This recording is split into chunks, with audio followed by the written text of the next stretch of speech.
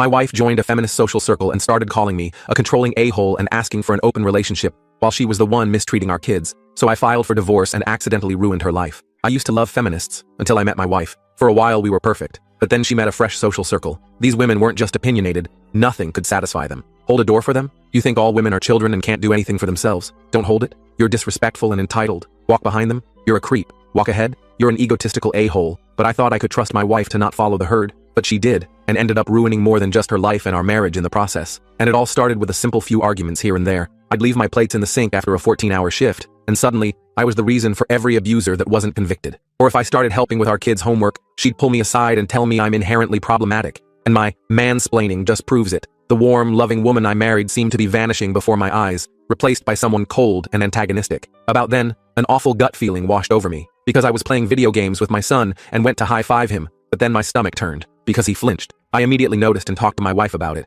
and she told me I had a fragile male ego. Her reasoning was that our son wasn't actually flinching. I was just lying to myself to make myself feel stronger and more powerful than her, because I was insecure. So yeah, pretty confusing, and not at all reassuring. So from then on, I made sure to pay extra close attention to our daughter and son. Every day I watched as they slowly became less and less like their energetic selves, and more timid. My son even started wetting the bed at night. Well, I cared endlessly more about our kids' well-being than the state of my marriage. Until one day, I came home early to a parked car in our driveway. My heart broke, but instead of confronting her, I drove off to a diner and came back a few hours later. I proceeded to ask her who she was bringing home when I was at work all day. My friends? Am I not allowed to have a life outside of this miserable house? My heart dropped. It suddenly became very clear that she didn't give an F about our family, and she was not the woman I thought she was. And as our children turned from more timid to actively fearful, I decided to take away one of her fundamental human rights. That right was her right to privacy. But when I checked her phone, most of the messages were deleted, and what remained was alarming. It was a conversation with one of her new friends discussing how Kayla should approach asking me for an open relationship. The friend advised her to ease into it and make him think it's his idea too. Obviously, she was cheating, but I didn't even care about that anymore. I just needed to know who was laying hands on our kids. So in my head, this is what I'm thinking. I needed to formulate a plan that allowed me to get full custody of the kids. But since there was no prenup, I had to make sure I was left with enough that would still allow me to be a good father. So when Kayla casually brought up the idea of open relationships over breakfast, like it was just a random thought that had occurred to her, I was prepared. I had my phone recording in my pocket. She stirred her oatmeal nonchalantly. So I was reading about these couples who have open relationships. What do you think about that concept? I didn't yell. I didn't scream. Instead, I looked her straight in the eyes and asked with a clenched jaw, "Who is he?" Her cocky demeanor vanished instantly, like a mask sliding off. "What do you mean?" she stammered. But I wasn't falling for her innocence anymore. And eventually, Kayla confessed to 2 one-night stands while I was working. She explained that when they came over, she forced our kids to sleep on the hardwood floor while she made love with them in the other room, loud enough for them to hear. Hence their timidness and increased anxiety. They were both married men with children of their own, fathers who, like me, probably thought they had loving, committed relationships with her. Then came the bombshell. She was planning to sleep with a colleague at work and intended to pursue it because it's good for her, and I don't have any right to control her. The way she said it, with defiance rather than remorse, made it clear this wasn't a confession. It was a declaration of independence from our marriage vows. The absurdity escalated when she mentioned setting me up with one of her friends who was really keen on me. "She thinks you're hot," Kayla said, as though offering me some kind of consolation prize. I've seen this friend, perpetually angry, loud, and physically unpleasant.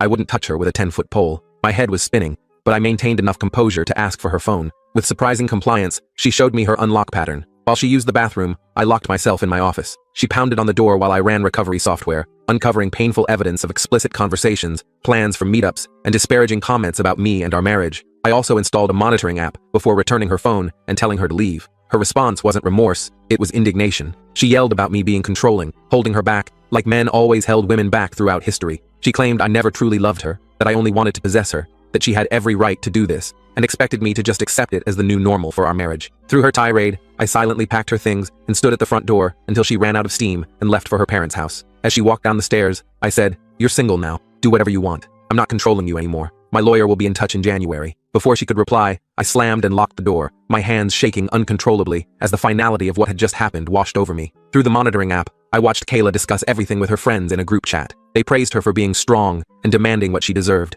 They assured her my divorce threat was empty. Want to bet? That men always make threats they don't follow through on, and that I'd come crawling back once I realized what I was losing. What terrified me was hearing them suggest she could accuse me of domestic abuse if needed to secure her future. One friend brazenly bragged about how she screwed her ex-husband and took everything with false abuse claims. She detailed exactly how to make the allegations seem credible, what to say, how to act, even suggesting Kayla could inflict minor injuries on herself as proof. I immediately ordered security cameras for my house. I knew I needed to record everything from this point forward. Then came something I never expected. Kayla messaged her affair partner to meet at a hotel. The message included the hotel name and room number. I quickly found the AP's wife online, connected with her on Facebook, and told her everything, including their current location. She thanked me and hung up abruptly. Hours later, she sent me a video from the hotel confrontation. "You fucking asshole! You do this to me again? To the kids again? I told you we were over if you ever did this again." She filmed my wife getting dressed on the bed. I vomited when I first saw that footage, the visual confirmation of my wife's betrayal hitting harder than any verbal confession. The AP's wife slapped Kayla and berated her for helping destroy yet another family. I messaged Kayla saying I'd seen the video and never wanted her near me again. My entire body felt cold, as though I'd been plunged into ice water. The woman in that video was unrecognizable to me, not just physically in that compromising situation, but fundamentally as a person. The way Kayla behaved afterward was bizarre, like she viewed our interactions as some competition she was winning. She texted friends that I was falling apart and would be begging her to come home within a week. She seemed completely disconnected from reality, not grasping that we were actually divorcing. There was no remorse, no acknowledgement of the pain she'd caused, just strategic planning for how to come out ahead in the divorce. I joined her family's WhatsApp group and informed them we were divorcing due to her infidelity, thanking them for welcoming me into their family before leaving the group. I received several calls and messages from her relatives but didn't respond. I couldn't bear to relive the details over and over, each retelling reopening the wound. After telling my parents everything, my father messaged Kayla that she wouldn't be welcome for Christmas. I'm staying with my parents now, surrounded by childhood mementos that provide small comfort amid the chaos. My boss has given me time off until mid-January, recognizing that I'm in no state to function professionally. Through monitoring, I've witnessed Kayla's increasingly frantic discussions with her friends. I don't think she comprehends that she's lost her family, her marriage is over, and her new friends don't actually care about her. They offer toxic advice that only serves to drive her further from reconciliation. She sent countless messages and even showed up at my parents' demanding to celebrate Christmas with us. My father threatened to call police if she didn't leave, his face flushed with anger at her audacity. I've been Googling divorce lawyers between crying spells. Initially, I think I was in shock, functioning on autopilot while making necessary arrangements, but the pain hit full force once I reached my parents' house. Nothing makes sense anymore. How could someone change so drastically? Was our entire marriage a lie? Was there something I could have done differently? I've only responded twice to her messages. 1. It doesn't matter what you say. I don't know who you are. You're not my wife. My wife would never destroy my heart and soul while smiling. We will get divorced. I don't care what you say or what you want. You have no right to demand anything from me ever again. We are over. 2. Like I said, you're not my wife. I don't know you. My wife would never condemn our children to growing up in a broken home. You, whoever you are, seem proud of what you've done. My wife was loving, caring, considerate, my best friend. You are a self-obsessed, self-absorbed abomination. The messages stopped after that. Perhaps reality was finally setting in. The pain is unbearable sometimes. I find myself staring at family photos, tracing the outline of Kayla's face, wondering if that person ever truly existed, or if she was always capable of this betrayal. I wish none of this had happened. I wish we could go back to before, but I can't do that to myself. This is the worst Christmas ever. In a moment of weakness, I told the kids that mommy doesn't want to be a family anymore, that she wants to be with other men, and we're getting divorced. They're devastated. Briar cried herself to sleep in my arms, while Milo went silent, his small face frozen in confusion. Thank goodness my parents are here to support us all while I'm an absolute mess, barely able to function through the grief. I'm trying to pull myself together for my children, but I'll never go back to Kayla. The level of disrespect and callousness in her behavior is unforgivable. I'm completely lost. Why does she expect to demand anything from me at this point? Is she mentally ill? Has she always been this person beneath the surface? Or did something fundamentally change her? These questions haunt me as I lie awake at night, staring at the ceiling of my childhood bedroom. Sorry for the rambling post. I just needed to get this out somewhere people might understand. Update. So much has happened since my last post. I wish I could say I've been strong through this, but honestly, I've been a sobbing wreck. My father found me on the bathroom floor at 3 a.m. 2 nights ago, hugging my knees and rocking back and forth. I was obsessing over Kayla's chats with her friends until I saw something that broke me completely. She described, in cruel detail, how our marriage, and especially our children, were burdens, preventing her from being a successful woman living up to her full potential. She claimed I was an oppressive piece of shit, holding her back from a good life, and that motherhood was a patriarchal trap, designed to keep women submissive. What broke me was realizing she never gave specific examples of how we supposedly burdened or oppressed her, just blanket accusations based on gender politics, rather than our actual relationship. In reality, I've never stopped her from doing anything. I pay for everything. Her part-time job's minimal wage couldn't support anyone. I've backed her hobbies, dreams, and aspirations, even through countless classes she'd drop halfway through. I showed love and appreciation daily, romanced her, took her out, supported her whenever needed. I've been the primary caregiver for our children on many occasions when she wanted me time. If that's oppression, sign me up. I eventually passed out from emotional exhaustion. When I woke, my 3 best friends, let's call them JR, Jack, and Caleb, were in the kitchen with my dad making dinner. These guys have been there since childhood, through every major life event. JR is ex-military who lost his arm below the elbow in Afghanistan. We supported him when his wife abandoned him during recovery, unable to handle the new him. He arranged a Zoom call with his counselor who helped me understand what was happening emotionally. He explained how part of my identity was tied to my marriage and role as a husband. That part is now dead, and like an amputee experiences phantom pain, I'm feeling phantom pain from the dead part of my identity. As JR said, the marriage you thought you had no longer exists, and you're mourning it like a death, because it is one. Jack is an executive at a security company, well off, but mysterious about his actual job. He contacted a top-tier law firm his company has on retainer. He's covering my legal expenses as repayment for all the times I took beatings from bullies on his behalf when we were kids. You protected me when I couldn't protect myself, he said, squeezing my shoulder. Now it's my turn. Caleb, a teacher at a private school with 7 children, yes, 7, has been ensuring my kids are cared for while I get back on my feet. His oldest daughters have been reading bedtime stories to Briar and Milo, providing a sense of normalcy amid the chaos. Yesterday started with an STD screening. The results? Kayla gave me chlamydia. I need another screen in 6 months for HIV and other STDs with longer incubation periods. My self-pity instantly transformed into rage. The doctor's sympathetic look as he prescribed antibiotics only intensified my feelings of violation. Gloves off. I'm going for full custody and will give her nothing if possible. My lawyer tracked down the ex-husband of Kayla's feminist friend who bragged about screwing him over. We spoke on WhatsApp, and after hearing how this woman destroyed his life, leaving him homeless and barely seeing his kids for 4 years, I'm preparing for war. His voice cracked as he described living in his car while she enjoyed the house he'd paid for, telling their children he didn't love them enough to provide a home. My attorney suggested a preemptive restraining order due to Kayla's negative comments about males, especially for our son's sake. Growing up with an openly anti-male parent is obviously damaging, so we're pursuing full custody. We're compiling evidence of her abandonment of the children, her unstable behavior, and her newly developed extreme views that could harm their psychological development. I had a Zoom call with Kayla yesterday. She hasn't reached out to me or the kids since appearing at my parents' door. She looked more dolled up than I'd seen in years, with excessive makeup and a plunging neckline that seemed bizarre for what should have been a serious conversation about our marriage dissolution. Throughout the call, she tried provoking me into anger. I stayed cool as my lawyer advised, even telling Kayla I was recording the conversation for my records. She started with some absurd statement about different types of penises and how she was looking forward to investigating more in person after restrictions lifted. Her eyes darted off camera occasionally, suggesting she wasn't alone. I simply replied that I wasn't interested in her hobbies, only in discussing our divorce and arrangements for the children. She became hostile when I wouldn't take the bait, calling me boring and pathetic. At one point she went to the bathroom, but merely muted herself while conferring with her friends about what to do next. I watched as she repeatedly cursed me out just for being a man, calling me all manner of slurs while her friends encouraged her aggression. When no progress was made after 45 minutes of this behavior, I concluded, okay fine, a contested divorce it is then. By the way, you gave me chlamydia, and unlike you, I haven't been sleeping with anyone else, so you better get yourself to the clinic. She just frowned like she didn't believe me, then claimed I must have given it to her, a ridiculous accusation since I've been faithful throughout our marriage. I sent the recording to my lawyer, who was shocked. This is gold for our case, he said. Since I own her phone and the subscription, we can legally use the chat logs in court. Her digital footprint will be her undoing. It still hurts, but I'm treating it as phantom pain now. I've abandoned self-pity and am fighting to protect myself and my children. We'll get through this. My kids will get whatever therapy they need. Kayla will soon be a distant memory, and I'll build a better life. Update. 2 weeks later. People keep telling me I'm strong or winning somehow. Reading back my posts, I can see how my anger might make me seem defiant and sure of myself. The truth is, I'm not. I wish none of this had happened. I wish my family was intact, and I had a long, comfortable life ahead with Kayla as our kids grew up. Nobody wins here. I lose, Kayla loses, our kids lose most of all. Their world has been shattered through no fault of their own. It feels like people are congratulating me for losing both legs, but saving half a kneecap. I still can't sleep properly, and when I do, I have terrible nightmares that leave me drenched in cold sweat. I dream of Kayla with other men, laughing at me. I dream of my children crying for their mother while I stand helpless. Sometimes I wake up reaching across the bed for her, momentarily forgetting everything before reality crashes back. Today, the hospital called.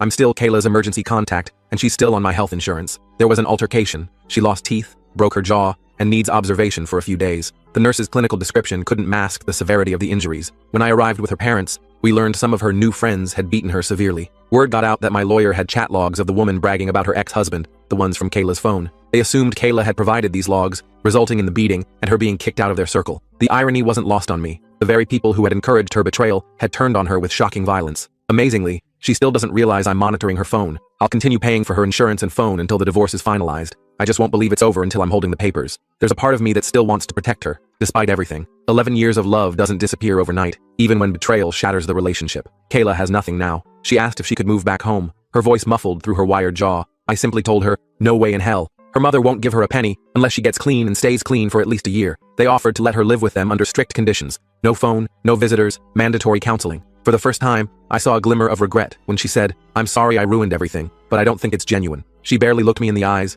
focusing instead on the hospital wall behind me. Despite everything, it hurt seeing her like this. I wanted to protect her, but she's an adult whose behavior is dangerous and erratic. I need to protect my kids. Strangely, she didn't ask about the hearing or her critically injured friend. She just sat there, seemingly irritated by our presence rather than grateful for the support. Her father's face was a mask of disappointment and confusion, the same expression I've worn for weeks now. I still don't understand what happened. She destroyed her family and caused immense pain for, what? A buzz and random sex? I'm going completely no contact until she's been clean for a long time. I can't handle this craziness. Update. 1 month later. Many people have messaged asking for updates. I was going to post yesterday but lacked the energy. I'm depressed and exhausted, barely sleeping, and plagued by nightmares when I do. Some days I can barely get out of bed, forcing myself to function only because my children need me. The good news, my kids are doing better. My dad has been incredible. We went skiing at his cabin this weekend, just him, me, and the kids. It was wonderful watching them learn, their faces flushed with excitement as they mastered the bunny slope. For brief moments, I could almost forget everything that's happened. I have no contact with Kayla now. I did speak with one of her friends, the one who was in critical condition.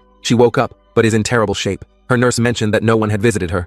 Her family refused to see her. The ward was eerily quiet, just beeping machines and the smell of antiseptic. Worried that whoever attacked Kayla might come after me and the kids, I asked to speak with this woman. She bizarrely opened our conversation by offering sexual services for $20. Her eyes were vacant, her skin pallid and marked with bruises. I countered with $50 for information instead. What she revealed was devastating. All these feminist friends are hardcore drug addicts. One of them, the one who bragged about destroying her ex, brought Kayla into their group against the others' wishes and introduced her to drugs. They sell sexual favors for drug money, hiding behind feminist rhetoric to protect their imagined egos. Kayla bought into the ideology first, but quickly became addicted to meth. Eventually, she too began selling sex for drug money. Learning that the woman I loved more than anything had become a prostitute to fund her addiction destroyed me. It explains why she only wanted money from our divorce. Each revelation felt like another knife to my already wounded heart. No one visited this woman in hospital because she's stolen from, cheated, abused, and lied to everyone in her life. She told me, without blinking, how sad she was to have survived. She has no hope for the future. I cried listening to her story, not for her, but for what happened to Kayla, for the horrific decisions that led her down this path of self-destruction. I'm not excusing Kayla's choices. She decided to play with fire and lost everything, but understanding her addiction explains much of her bizarre behavior, the personality changes, the irrational anger, the complete disregard for those who loved her. Many Redditors with experience with addicts warned me Kayla might attempt suicide as her life collapsed. They were right. She tried to overdose deliberately. I'd discussed this possibility with her father, and we decided to monitor her closely. While at the cabin Saturday, I received what read like a suicide note. She confessed to her addiction and prostitution, said she'd let everyone down, and suggested she was taking the only option left. The words were rambling, disjointed, but the intent was clear. I immediately called her father and shared her location from the monitoring app. He found her unconscious on a park bench and rushed her to the hospital. She was hypothermic and barely alive. If he'd arrived even slightly later, I can't bear to think about it. Despite everything, I didn't want her to die. The mother of my children, the woman I once built a life with, I wanted her to heal, even if we could never be together again. They've put her on methadone, and her father has been appointed her legal guardian after proving she abandoned her children, which apparently demonstrates mental incompetence more clearly than a suicide attempt. She'll undergo sedated detox at a rehabilitation center this week. The doctors warn the road to recovery will be long and difficult, with no guarantees. Thankfully, I hadn't canceled her life insurance yet, so treatment is covered. I've offered to help with finances as long as Kayla isn't told I'm involved. Not out of kindness necessarily, but because her recovery is vital for our children to eventually have some relationship with their mother, a healthier, sober version of her. I was terrified the men who attacked Kayla would come after me and the kids, thinking I had provided the incriminating chat logs. Jack's friend Brandon, who benefited from those logs in his divorce case, decided to fix this. Brandon is an intimidating mountain of a man who grew up on a farm lifting hay bales and wrestling cattle. Despite his frightening appearance, tall enough to duck through doorways, crew cut, facial scars from a childhood accident, he's actually patient and kind. He visited the attacker's apartment, grabbed them by their necks, and gave them two options: go to the police and confess to the assault, or face him and suffer painful permanent injuries. They couldn't get to the police station fast enough. I found a new apartment and will be moving soon. Jack helped arrange it. It's smaller than our family home, but it has enough space for the kids and is in a good school district. I've been slowly decorating their rooms, trying to create a space that feels safe and welcoming. Despite everything, I'm profoundly depressed. What keeps me going is my friends, family, and the need to stay strong for my kids. My heart breaks for Kayla. Despite everything, I don't regret marrying her. I still love who she was, but I know we can never reconcile. She isn't the person she used to be, and there's too much pain between us. We had a good life before this disaster. I wouldn't have my children without her, and I wouldn't trade them for anything. The pain will linger, but I hope I'm strong enough to endure it. Some days I doubt myself, but other days I see glimmers of a possible future, different than what I'd planned, but perhaps still worthwhile. Strangely, learning about Kayla's addiction has helped my kids cope. It's easier to explain that mommy is sick, and it's going to take a long time for her to get well, than to explain betrayal and abandonment. They've written her letters that I'm keeping safe until she's stable enough to read them. Their resilience amazes me. Children can adapt to so much if given the proper support and honest, age-appropriate explanations. I'm sad and exhausted, but Brandon is here with his kids now. We're watching Madagascar 3 tonight. I'm trying to make as many good memories as possible amid the darkness. Our children seem to be doing better. They laugh more freely now, and the nightmares have become less frequent. I think we'll be okay. Not today, not tomorrow, but eventually. Thank you everyone, for your help and support. The kindness of strangers has been a lifeline during the darkest moments. Final update. Kayla passed away. She overdosed while in rehab. Nobody knows how she got the drugs. One doctor speculated she might have swallowed a hidden bag that burst during detox, releasing a fatal dose into her system all at once. I held our children as they sobbed, their small bodies shaking with grief I couldn't soothe. How do you explain to children that their mother is never coming back? That the illness took her forever? I have no answers. Only tears that won't stop flowing. I won't be posting anymore or answering comments. Thank you to everyone who provided helpful suggestions and support during this nightmare.